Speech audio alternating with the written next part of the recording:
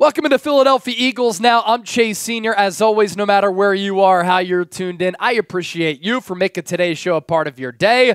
And on today's show, we were talking about this man to my right, former Eagles edge rusher Haason Reddick, Temple alum, Camden, New Jersey native. Could he get traded again for the second time this offseason? And as part of that, should the Eagles try to bring him back? This is going to be a fun show here today, so let's get to it.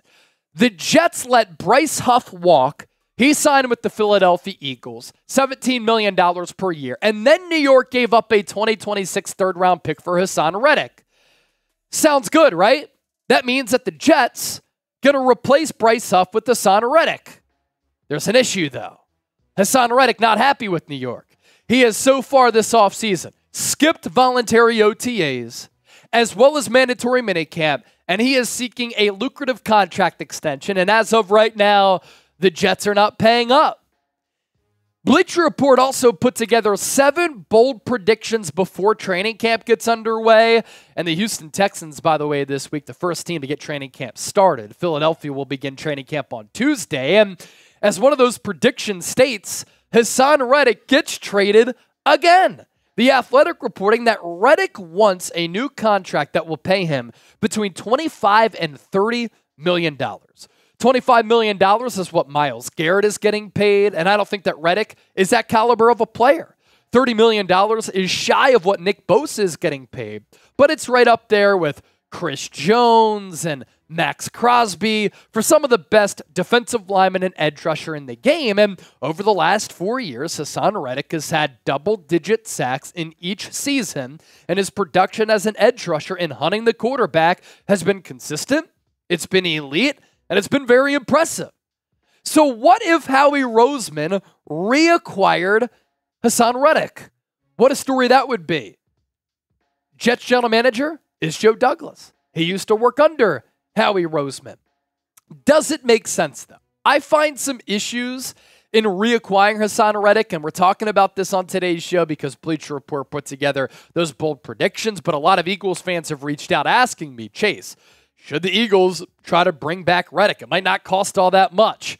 You first have to convince the New York Jets to do it, and they would be admitting that the trade for Haason Reddick was a huge failure. They traded that 2026 third-round pick for Reddick, and he doesn't even practice with the team. It wouldn't make the Jets look good.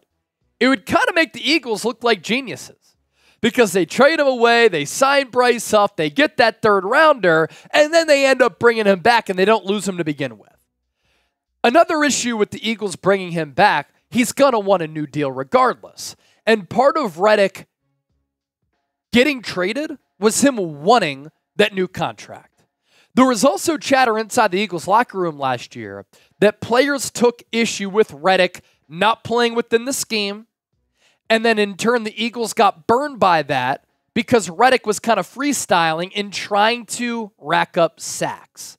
More sacks that you get, the more money that you can make as an edge rusher. And he wasn't playing team-oriented defensive football.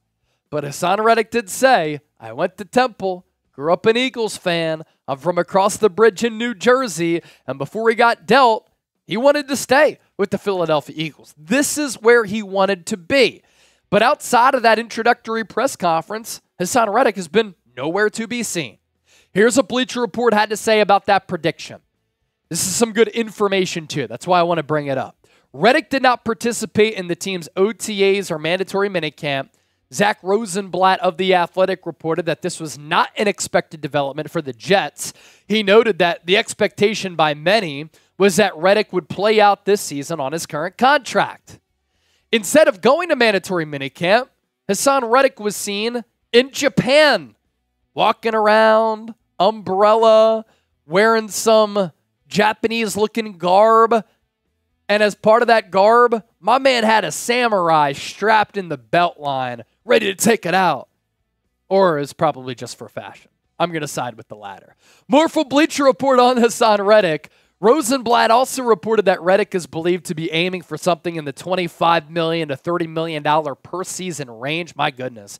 That's a ton of money for a player who will turn 30 early in the year and is reliant on elite athleticism, One avenue to resolve this kind of contract situation is to add some incentives to the one-year contract as a short-term Band-Aid. That would be tough for the Jets. They have only $6 million in cap space right now, which is already cutting it close when you factor in an in-season budget.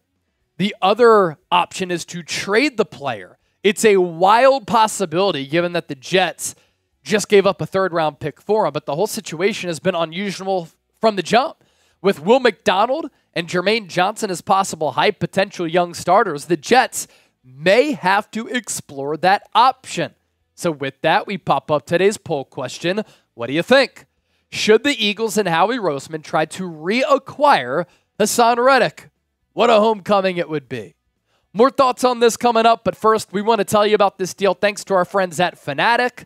These Brotherly Shove shirts on sale right now for just $22. Get yours today at chatsports.com/brotherly shove. The Eagles last year ran the Brotherly Shove at a 92.7% success rate, about 10% better than all teams in the NFL combined.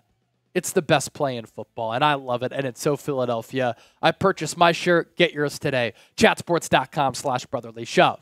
As far as that production for Haason Reddick, he's played for 3 different teams in the last 4 years: Arizona, Carolina, Philadelphia.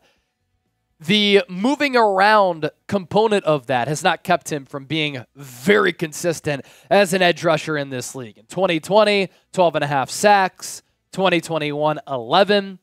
Career year in 2022, in the first year of that contract that he signed with Philadelphia, 16 sacks. And then in 2023, last year, it was frustrating for him, but it was frustrating for every member of that Eagles defense. He only had 11 sacks.